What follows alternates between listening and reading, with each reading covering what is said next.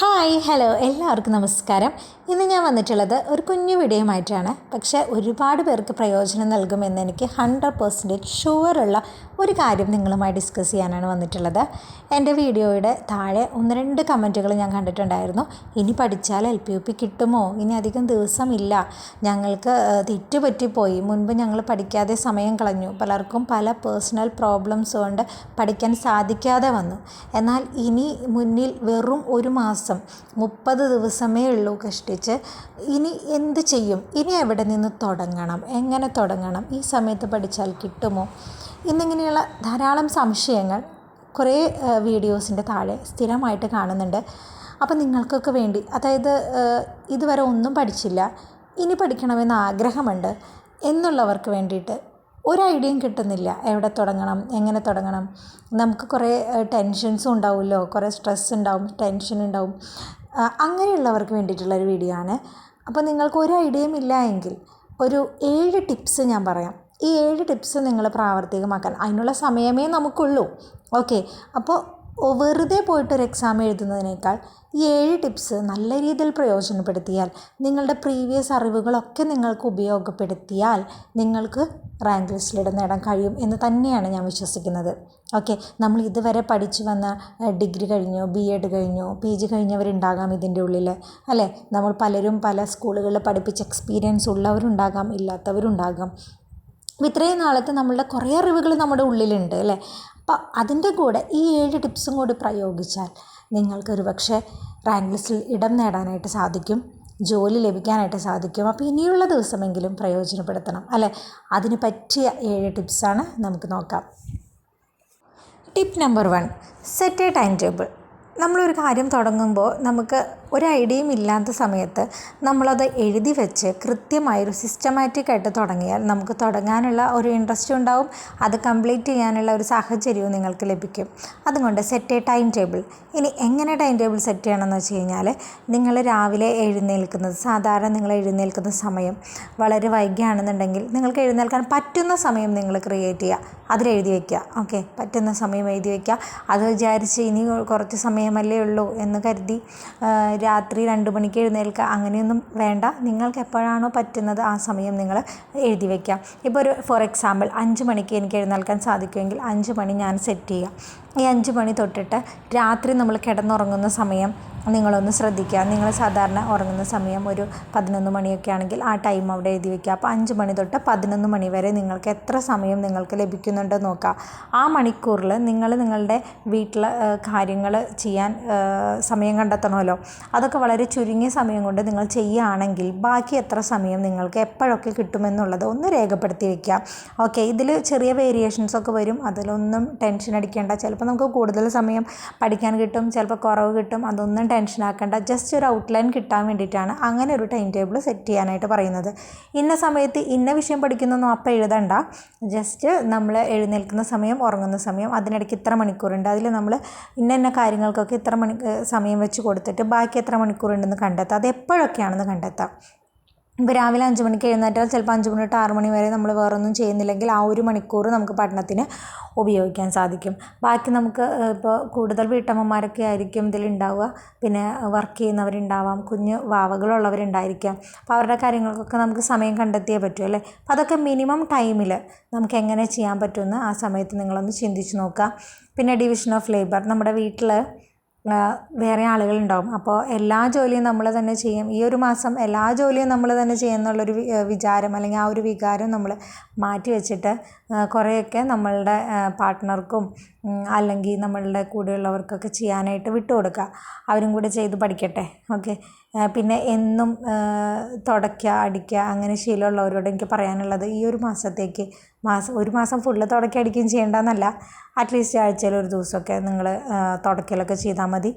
ആകാശമൊന്നും ഇടിഞ്ഞു വീഴാൻ പോകുന്നില്ല, ഞാൻ മുന്നേ പറഞ്ഞിട്ടുണ്ട്. ഈ ഒരു മാസം കൊണ്ട് നമ്മുടെ കയ്യിൽ ആകാശത്തോളം ഉയരത്തിൽ ഒരു സ്വപ്നമുണ്ട്, അത് എത്തിപ്പിടിക്കുക എന്നുള്ളതാണ് നമ്മുടെ ലക്ഷ്യം. ഈ കുഞ്ഞു കുഞ്ഞു കാര്യങ്ങളൊക്കെ നമ്മൾ കണ്ടില്ല കേട്ടില്ല എന്ന് വെക്കേണ്ടി വരും. ഓക്കെ, അപ്പോൾ നമ്മൾ ഒരു ടൈം ടേബിൾ സെറ്റ് ചെയ്തു, എപ്പോഴൊക്കെ പഠിക്കാനിരിക്കാം എന്ന് നമുക്ക് മനസ്സിലായിട്ടുണ്ട്, അല്ലേ?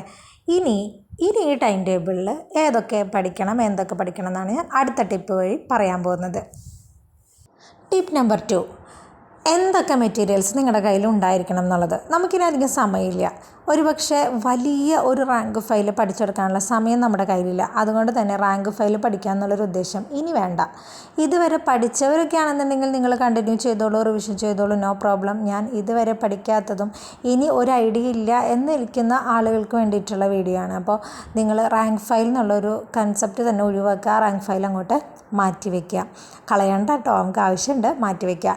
നിങ്ങൾ എടുക്കേണ്ടത് ക്വസ്റ്റ്യൻ പേപ്പർ ബുക്ക് മേടിക്കാത്തവരാണെങ്കിൽ ഉടനെ തന്നെ മേടിച്ചോളൂ. ആ ഒരു പൈസ പോകുന്നത് നിങ്ങൾ നഷ്ടമാക്കേണ്ട. ജീവിതത്തിൽ ഒരു പക്ഷേ ഒരുപാട് നേട്ടങ്ങൾ നിങ്ങൾക്കത് ഉണ്ടാക്കി തരും.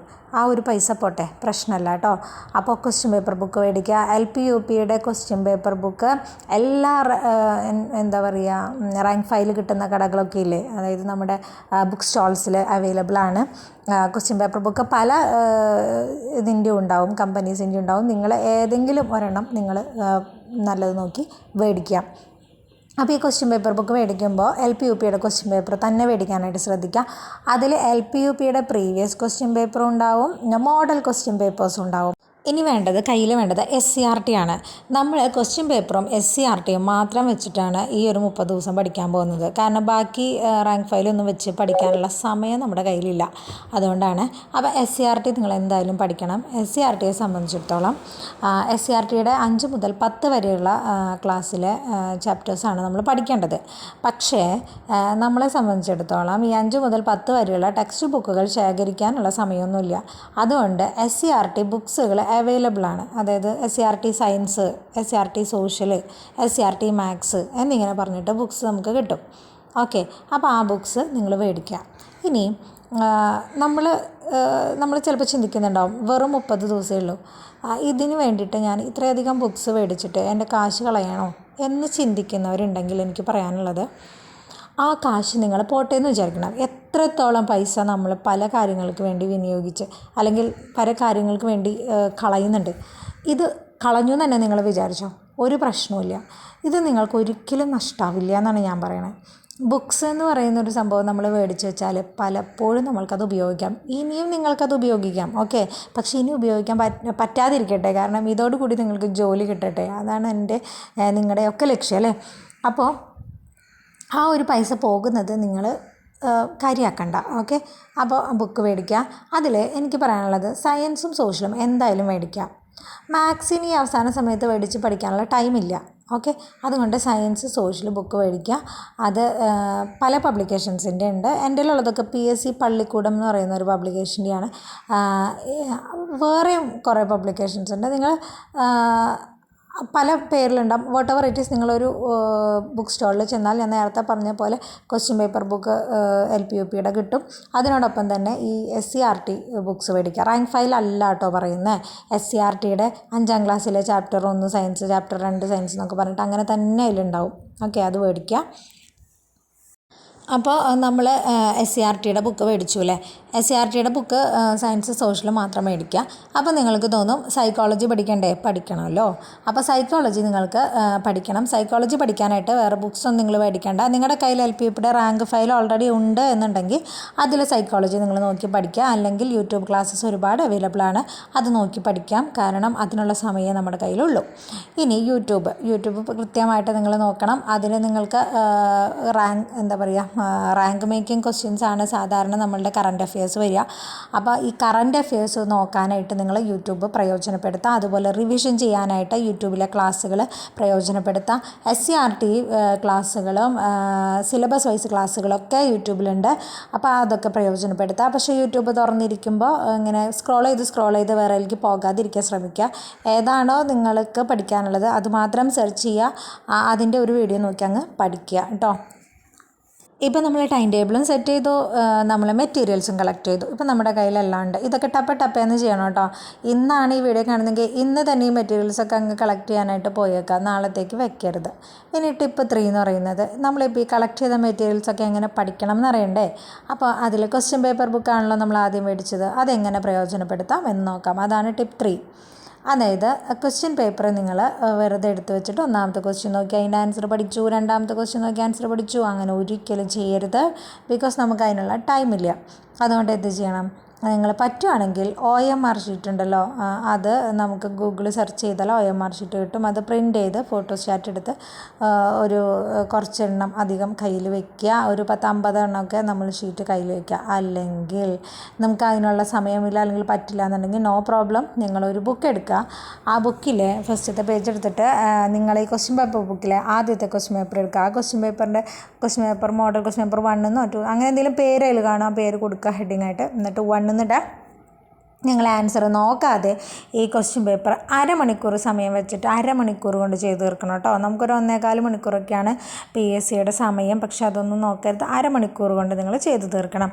ഇതിൽ കിട്ടാത്ത ക്വസ്റ്റ്യൻസ് ആലോചിച്ച സമയമൊന്നും കളയരുത്. കിട്ടിയില്ലെങ്കിൽ അത് ഡാഷ് ഇട്ട് വയ്ക്കുക, അല്ലെങ്കിൽ നിങ്ങൾക്ക് അറിയാവുന്ന ഒരു ഓപ്ഷൻ ക്ലിക്ക് ചെയ്യുക. അതവിടെ എഴുതി വയ്ക്കുക. ഓപ്ഷൻ മാത്രം എഴുതി വെച്ചാൽ മതി. അതായത് ആ ഉത്തരം നീട്ടി വലിച്ചൊന്നും നിങ്ങൾ എഴുതണ്ട. ABC എന്നുള്ളത് എഴുതിയാൽ മതി. ആൻസർ അതുപോലെ ആയിരിക്കും ആൻസർ കീ ആ ക്വസ്റ്റ്യൻ പേപ്പർ ബുക്കിൽ ഉണ്ടാവുക. അപ്പോൾ നിങ്ങൾ ആൻസർ കീ അപ്പോൾ നോക്കരുത്. അരമണിക്കൂർ കൊണ്ട് ഇത് ഫുൾ ഇങ്ങനെ ABCD എഴുതി പോവാം. 100 ക്വസ്റ്റ്യൻ അരമണിക്കൂർ കൊണ്ട് കംപ്ലീറ്റ് ചെയ്യുക. കംപ്ലീറ്റ് ചെയ്തതിന് ശേഷം നിങ്ങൾ ചെക്ക് ചെയ്യുക. അപ്പം തന്നെ ചെക്ക് ചെയ്യണം കേട്ടോ, അപ്പം തന്നെ ചെക്ക് ചെയ്യണം. ചെക്ക് ചെയ്യുമ്പോൾ ടിക്കുള്ളത് ടിക്കിടുക, തെറ്റുള്ളത് തെറ്റിടുക. തെറ്റുള്ളതിൻ്റെ ക്വസ്റ്റ്യൻ നിങ്ങൾ ആ ക്വസ്റ്റ്യൻ പേപ്പർ ബുക്കിൽ തന്നെ വട്ടം വരച്ച് വയ്ക്കുക, റെഡ് മാർക്ക് കൊണ്ട് കേട്ടോ. നിങ്ങൾ തെറ്റിപ്പോയത് വട്ടം വരച്ച് വയ്ക്കുക. ഓക്കെ, ഇനി ഈ ക്വസ്റ്റ്യൻ പേപ്പറിൽ നിങ്ങളെ മാർക്ക് ആ പേജിൽ അവിടെ തന്നെ എഴുതി വയ്ക്കുക. 100-ൽ ഇത്ര മാർക്ക് കിട്ടി. Don't bother about the mark. ചിലപ്പോൾ വളരെ കുറവ് മാർക്കായിരിക്കും. ഓക്കെ, നെഗറ്റീവ് ഉണ്ടാവും, നെഗറ്റീവൊക്കെ നോക്കിയിട്ട് മാർക്ക് ഇടണം കേട്ടോ. എത്ര എണ്ണം ശരിയായി എത്ര എണ്ണം തെറ്റിയെന്ന് അവിടെ എഴുതി വയ്ക്കുക. ഇത്ര എണ്ണം ശരിയായി ഇത്ര എണ്ണം തെറ്റി, നെഗറ്റീവ് മാർക്കൊക്കെ കിഴിച്ച് ബാക്കി ഇത്ര മാർക്കേ എനിക്കുള്ളൂ, നോ പ്രോബ്ലം. ഓക്കെ, അത് കഴിഞ്ഞിട്ട് നിങ്ങൾ എന്ത് ചെയ്യണം, ഒരു ദിവസത്തിൽ ഒരു ക്വസ്റ്റ്യൻ പേപ്പർ ചെയ്താൽ മതി എന്നാണ് ഞാൻ മുന്നൊക്കെ പറയാറുള്ളത്. പക്ഷേ ഇനി നമുക്ക് സമയമില്ല. അതുകൊണ്ട് ഒരു ദിവസത്തിൽ നിങ്ങൾ 2 മണിക്കൂറോ അല്ലെങ്കിൽ 1 മണിക്കൂറോ നിങ്ങൾ ക്വസ്റ്റ്യൻ പേപ്പർ പഠിക്കാൻ മാറ്റി വയ്ക്കുന്നുണ്ടെങ്കിൽ ആ മണിക്കൂറിൽ മുഴുവനും ഈ ക്വസ്റ്റ്യൻ പേപ്പേഴ്സ് ചെയ്യണം. അപ്പോൾ എത്ര ക്വസ്റ്റ്യൻ, ഇപ്പോൾ 2 മണിക്കൂറാണ് ക്വസ്റ്റ്യൻ പേപ്പർ സ്റ്റഡിക്ക് നിങ്ങൾ മാറ്റി വയ്ക്കുന്നതെങ്കിൽ, നമ്മൾ റാങ്ക് ഫയലൊന്നും പഠിക്കുന്നില്ലല്ലോ, ക്വസ്റ്റ്യൻ പേപ്പറും SCRT മാത്രമേ പഠിക്കുന്നുള്ളൂ. പിന്നെ ബാക്കിയുള്ള സമയങ്ങളിൽ യൂട്യൂബ്, കറണ്ട് അഫെയർ, അങ്ങനത്തെ സൈക്കോളജി അങ്ങനത്തെയൊക്കെ നോക്കുന്നുള്ളൂ. അപ്പോൾ പ്രധാനമായിട്ടും നമ്മുടെ സ്റ്റഡി ഈ ക്വസ്റ്റ്യൻ പേപ്പറും പിന്നെന്താ നമ്മളുടെ SCRT ആണ്. അപ്പോൾ നമ്മൾക്ക് ദിവസത്തിൽ 6 മണിക്കൂർ പഠിക്കാൻ സമയം കിട്ടുന്നുണ്ടെങ്കിൽ 3 മണിക്കൂർ ക്വസ്റ്റ്യൻ പേപ്പറിനും 2 മണിക്കൂർ ക്വസ്റ്റ്യൻ പേപ്പറിനും 3 മണിക്കൂർ നമ്മളുടെ SCRT പഠനത്തിനും ബാക്കിയുള്ള 1 മണിക്കൂർ നമ്മുടെ കറണ്ട് അഫെയർസും സൈക്കോളജിക്കാണ് നമ്മൾ കൊടുക്കാനായിട്ട് പോകുന്നത്. അപ്പോൾ നിങ്ങൾ എന്ത് ചെയ്യണം, ഈ ക്വസ്റ്റ്യൻ പേപ്പറിൽ മാക്സിമം എല്ലാതും ഉണ്ടാവും, മിക്സഡ് ആയിരിക്കുമല്ലോ ക്വസ്റ്റ്യൻ പേപ്പർ, അതെല്ലാം ചെയ്യണം കേട്ടോ. ചെയ്തിട്ട് നിങ്ങൾ നോക്കുക. ഇനി അരമണിക്കൂർ കൊണ്ട് നിങ്ങൾക്ക് പറ്റുന്നില്ല എന്നുണ്ടെങ്കിൽ 3/4 മണിക്കൂറെങ്കിലും ആക്കുക. ഒരിക്കലും 1.25 മണിക്കൂർ കൃത്യമായിട്ട് എടുക്കരുത് കേട്ടോ. ഓക്കെ, അപ്പോൾ നിങ്ങളത് ചെയ്ത് തീർക്കുക. ചെയ്തെടുത്തിട്ട് മാർക്കടക്കം അവിടെ എഴുതി വയ്ക്കുക. അപ്പോൾ ഒരു ദിവസത്തിൽ ചിലപ്പോൾ 2, 4, 6 ഒക്കെ ക്വസ്റ്റ്യൻ പേപ്പർ നമുക്ക് ചെയ്യാൻ പറ്റും. ഓക്കെ, മാക്സിമം ചെയ്യുക, മാർക്കുകളൊക്കെ എഴുതി വയ്ക്കുക. ഇതിൽ റിപ്പീറ്റഡ് ക്വസ്റ്റ്യൻസ് ഉണ്ടാവും ഷുവറായിട്ടും. ഓക്കെ, അപ്പോൾ അത് നിങ്ങൾക്ക് ആ സമയത്ത് ഓർമ്മ വരും. അപ്പോൾ നിങ്ങൾക്കതൊരു സന്തോഷമായിരിക്കും. പിന്നെ പറയാനുള്ളത്, ക്വസ്റ്റ്യൻ പേപ്പർ ചെയ്യുമ്പോൾ എല്ലാ പേജിലും ഓരോ ക്വസ്റ്റ്യൻ പേപ്പർ അതിൻ്റെ മാർക്കും അതിലുണ്ടാവും. നിങ്ങൾക്ക് ഇമ്പ്രൂവ്മെൻറ്റ് നിങ്ങൾക്ക് തന്നെ കാണാനായിട്ട് പറ്റും. ഇനി തെറ്റിയ ക്വസ്റ്റ്യൻസ് എന്ത് ചെയ്യും എന്നുള്ളത്, തെറ്റിയ ക്വസ്റ്റ്യൻസ് അപ്പം തന്നെ പഠിക്കണം കേട്ടോ, അപ്പം തന്നെ പഠിക്കണം.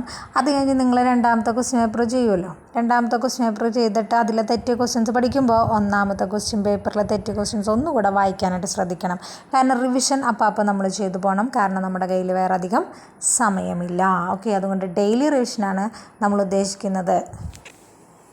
അതുപോലെ പിറ്റേ ദിവസം ക്വസ്റ്റ്യൻ പേപ്പറിൻ്റെ നമ്മൾ പഠിക്കാൻ ഉദ്ദേശിച്ച സമയത്തിൽ നമ്മൾ ക്വസ്റ്റ്യൻ പേപ്പർ പഠിച്ചു തുടങ്ങുമ്പോൾ തൊട്ട് മുന്നത്തെ ദിവസം നമ്മൾ ഏതൊക്കെ ക്വസ്റ്റ്യൻ പേപ്പർ ചെയ്തിട്ടുണ്ടോ അതിൽ തെറ്റിയ ക്വസ്റ്റ്യൻസും തെറ്റാത്ത ക്വസ്റ്റ്യൻസും, അതായത് എല്ലാ ക്വസ്റ്റ്യൻസും ജസ്റ്റ് ഒറ്റ റൗണ്ടിലൊന്ന് കിട്ടുന്നുണ്ടോയെന്ന് കൈ ഇങ്ങനെ ഓപ്ഷൻ്റെ അവിടെ വെച്ചിട്ട് നമ്മൾ നോക്കാതെ, ഉത്തരം നോക്കാതെ പറഞ്ഞു പോകണം. എന്നിട്ട് കിട്ടുന്നുണ്ടോ എന്ന് ശ്രദ്ധിക്കണം. കിട്ടാത്ത ഒന്നുകൂടെ വായിച്ചു വിടണം. ഒരു തവണ മതി കേട്ടോ. എന്നിട്ട് ആ ദിവസത്തെ ക്വസ്റ്റ്യൻ പേപ്പേഴ്സ് ചെയ്യാനായിട്ട് ശ്രദ്ധിക്കുക.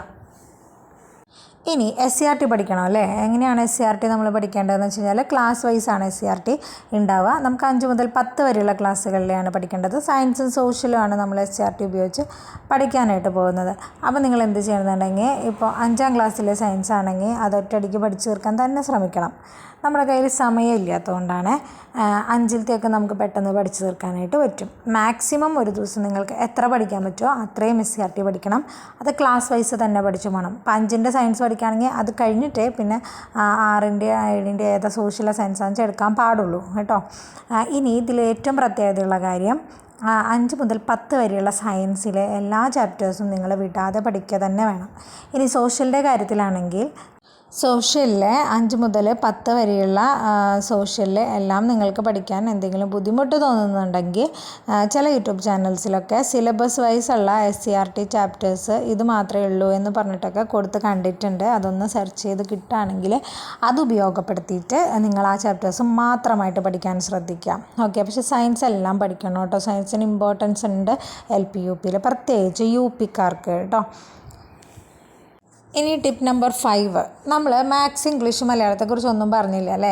ഇപ്പോൾ നമ്മൾ ഈ ക്വസ്റ്റ്യൻ പേപ്പർ പഠിക്കുന്നുണ്ടല്ലോ, ആ ക്വസ്റ്റ്യൻ പേപ്പർ വെച്ചിട്ട് തന്നെയാണ് മാത്സ് മലയാളം ഇംഗ്ലീഷ് നമ്മൾ കവർ ചെയ്യുന്നുള്ളൂ. അല്ലാതെ എടുത്ത് പഠിക്കാനുള്ള സമയം നമ്മുടെ കയ്യിലില്ല.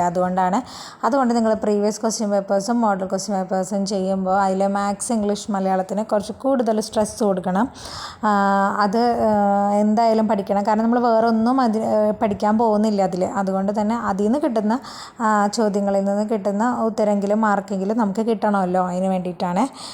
അപ്പോൾ പ്രീവിയസ് ക്വസ്റ്റ്യൻ പേപ്പേഴ്സ് അല്ലെങ്കിൽ മോഡൽ ക്വസ്റ്റ്യൻ പേപ്പേഴ്സിലെ മാത്സ് ഇംഗ്ലീഷ് മലയാളമാണ് നമ്മൾ പഠിക്കുന്നത്. സമയമില്ലാത്തതുകൊണ്ടാണ് കേട്ടോ. സമയമുള്ളവരാണെങ്കിൽ, മുന്നേ പഠിച്ചിട്ടുള്ളവരാണെങ്കിൽ നിങ്ങൾ അതേപോലെ തന്നെ കണ്ടിന്യൂ ചെയ്യണം. ഇത് സമയമില്ലാത്തതുകൊണ്ട് മാത്രമാണ് ഇങ്ങനൊരു കാര്യം ചെയ്യുന്നത്. പിന്നെ ഞാൻ പറഞ്ഞിട്ടുണ്ടായിരുന്നു സൈക്കോളജി യൂട്യൂബും റാങ്ക് ഫയലും ഏതാണെന്ന് വെച്ചാൽ അത് പ്രകാരം നിങ്ങൾ പഠിക്കുക. സൈക്കോളജിയൊക്കെ ഒരുപാട് പ്രീവിയസ് ക്വസ്റ്റ്യൻ പേപ്പേഴ്സും അല്ലെങ്കിൽ പ്രീവിയസ് ക്വസ്റ്റ്യൻസ് ഡിസ്കസ് ചെയ്യുന്ന യൂട്യൂബ് ചാനൽസിലെ വീഡിയോസൊക്കെ കണ്ടിട്ടുണ്ട്. അതൊക്കെ പ്രയോജനപ്പെടുത്തിയിട്ട് നിങ്ങൾ സൈക്കോളജി പഠിക്കാനായിട്ട് ശ്രദ്ധിക്കുക കേട്ടോ. സൈക്കോളജി നിങ്ങൾക്ക് ഒരു A to Z ഒരു റാങ്ക് ഫയൽ ഉപയോഗിച്ചോ അല്ലെങ്കിൽ യൂട്യൂബ് ചാനൽസിലെ ക്ലാസ്സുകൾ ഉപയോഗിച്ചിട്ടോ പഠിക്കാൻ പറ്റില്ല. പക്ഷേ കിട്ടാവുന്നിടത്തോളം മാർക്ക് നമുക്ക് കിട്ടട്ടെ എന്നുള്ള രീതിയിൽ കുറഞ്ഞ സമയം കൊണ്ട് നിങ്ങൾക്ക് എന്തെങ്കിലുമൊക്കെ പഠിക്കാൻ പറ്റുന്നുണ്ടെങ്കിൽ അത് റിവൈസ് ചെയ്യും കൂടി ചെയ്യുക. അല്ലെങ്കിൽ ഇത് മറന്നു പോകും. സൈക്കോളജിയുടെ പ്രത്യേകതയാണ്. സൈക്കോളജി ഫിലോസഫി വിദ്യാഭ്യാസ ശാസ്ത്രം എന്നൊക്കെ പറയുന്നത് പെട്ടെന്ന് മറന്നു പോകുന്ന ടോപ്പിക്സാണ്. നമ്മൾ ഡെയിലി ഉപയോഗിക്കുന്ന വാക്കുകളൊന്നും അല്ല. അതുകൊണ്ട് തന്നെ നിങ്ങൾ എന്താണോ പഠിക്കുന്നത്, വളരെ കുറച്ചാണ് പഠിക്കുന്നതെങ്കിൽ അത് റിവൈസ് ചെയ്ത് ഓരോ തവണ പഠിക്കുമ്പോഴും അതിന് മുന്നേ പഠിച്ചത് ആദ്യം മുതലൊന്ന് വായിച്ചിട്ട് വേണം സൈക്കോളജി പഠിക്കാനായിട്ട് കേട്ടോ. അല്ലെങ്കിൽ അത് മറന്നു പോകും. അതുകൊണ്ടാണ്. ഇനി ടിപ്പ് 7 എന്ന് പറയുന്നത് റിവിഷൻ. നമ്മൾ ഇതിൽ പറഞ്ഞു പോയ കാര്യം തന്നെയാണ് ടിപ്പ് 7, റിവിഷൻ ഡെയിലി ചെയ്യാന്നുള്ളത്.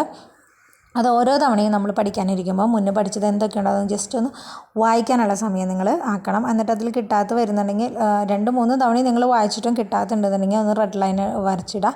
അപ്പോൾ അത് ഓർമ്മയിൽ നിൽക്കും. പിന്നത്തെ പ്രാവശ്യം വായിക്കുമ്പോൾ അത് കിട്ടാത്തതാണല്ലോ എന്ന് ഓർക്കാനും പറ്റും. അപ്പോൾ ഡെയിലി റിവിഷൻ ചെയ്യാതെ പറ്റില്ല.